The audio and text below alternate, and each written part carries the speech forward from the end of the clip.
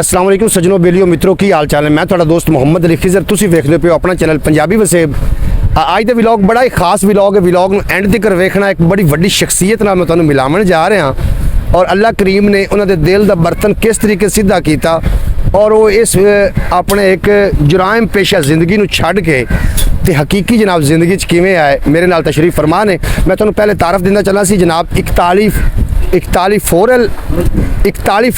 पक्का चक ਉਹਦੇ अंदर मौजूद हैं और भाई मोहम्मद सुल्तान साहब ने महफिल मिलाद का इनाकाद किया।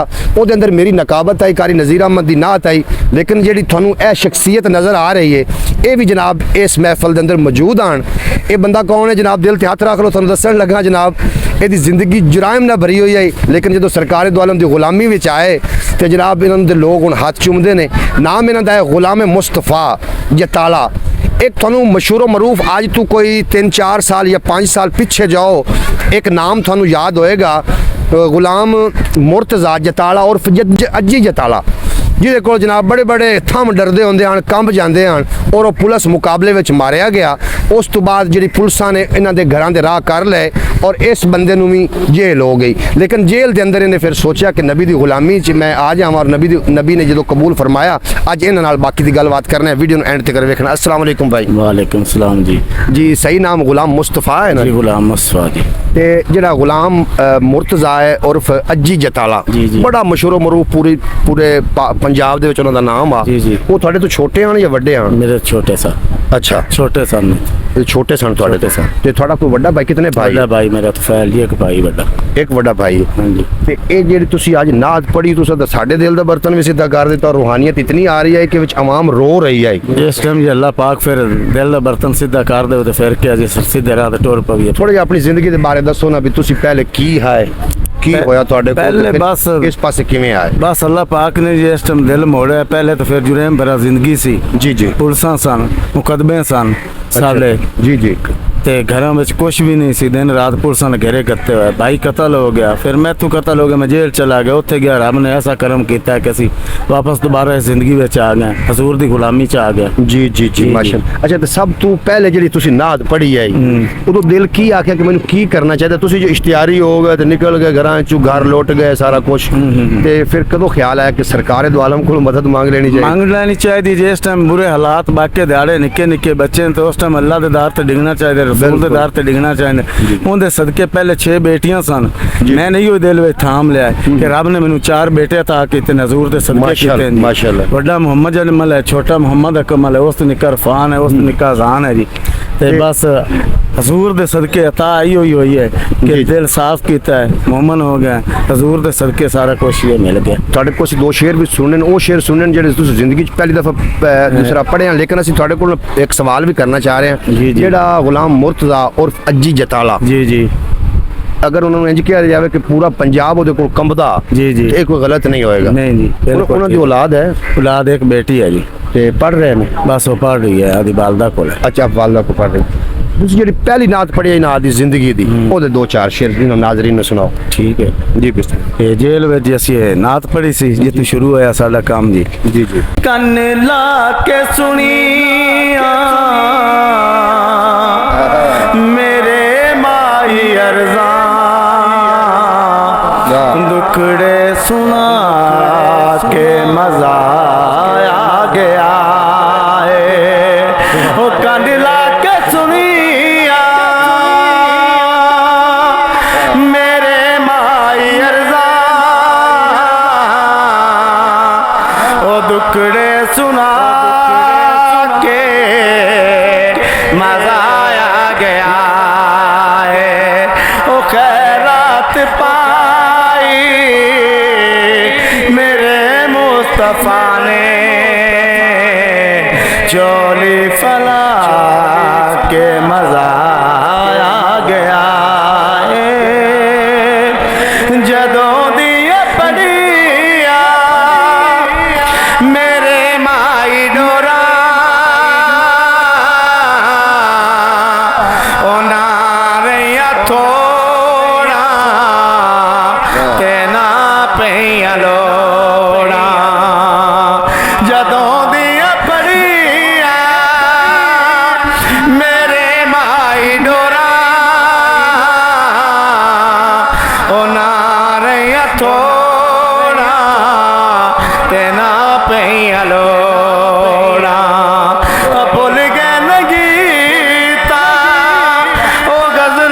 ते चसके होंदे गीत गा के मजा आ गया है, होंदे गीत गा के मजा आ गया है। ओ कन ला के सुनिया मेरे माई अरदा, ओ दुखड़े सुना के मजा आ गया है। अबू जुबे आखने सिरदारा नू जाके ओ वेखो कलोगी मेरे बुए आके, ओ डाची कलोगी मेरे बुए आके। अबू जुबे आखने सिरदारा नू जाके वेखो डाची कलोगी मेरे बुए आके। बना मान रखे आई गरीबा ते आका, ओ कुल्ली सजा के मजा आ गया है, ओ कुल्ली सजा के मजा आ गया है। ओ चानन होया मेरे होया ले दुआले,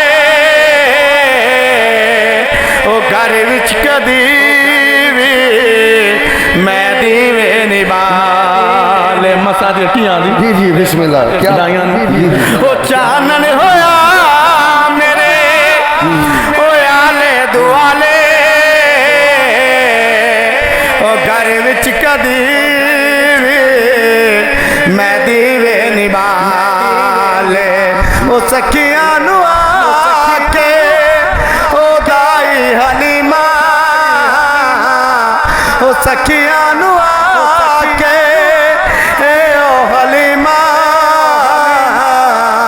मोहम्मद ले आके मजा आ गया है, मोहम्मद ले आके मजा आ गया है। ओ कान ला के सुनिया मेरे माई अरजा, ओ दुखड़े सुना के मजा आ गया है। जी नाज़रीन तुसीं समात करदे पे एक गुनाह भरी जिंदगी नू छड़ के एक हकीकी रस्ते की तरफ आना ये किस तरीके लगता है भाई को पूछने हैं। अजय तुसी जो इश्तियारी है जी जी बड़े जराइम पेशा है तुसा जेल कट्टी जी जी उस जिंदगी ते आज दी जिंदगी कितना फर्क महसूस कर दे। अल्लाह दा जी लाख लाख शुक्र है, गुनाह भरी जिंदगी जी। वो अल्लाह पाक ने माफ़ किया है। बड़ा अच्छा माहौल गुजार रहे हैं, बच्चे सौ रहे हैं, बड़ी अच्छी ज़िंदगी गुजार रहे हैं। वो माहौल छड़ के तो हजूर का दामन फड़िया है, हजूर के लाल लग गए, हजूर के गुलाम जिन्होंने दुआ तो कुछ मुकदा ही नहीं जी। जी जी जी जी नाज़रीन तुम समात कर रहे हैं जनाब गुलाम मुस्तफ़ा की ज़बानी बड़ा मशहूर और मरूफ जनाब उन्होंने सानू डाकू आखना चाहिए या नहीं आखना चाहिए। गुलाम मुर्तज़ा अज्जी जताला पूरे पंजाब दे विच जिहदे कोलों जनाब लोग इस तरीके खाइफ आन बहुत ज़्यादा उन्होंने भाई ने और ये भी जनाब उस जुर्म की दुनिया चो निकल के असल दुनिया के पास आया। उम्मीद है तुम्हें अज का विलॉग चंगा लगा होगा। अगर विलॉग चंगा लगा हो चैनल को सबसक्राइब करके बैल नोटिफिकेशन प्रेस करना ताकि मुस्तकबिल अपलोड होने वाले सारे विलॉग थोड़े तक बर वक्त पहुँचते रहें। इजाज़त दो थोड़े मेरा रब रखा। पाकिस्तान जिंदाबाद मेरे दोस्त पाइंदाबाद।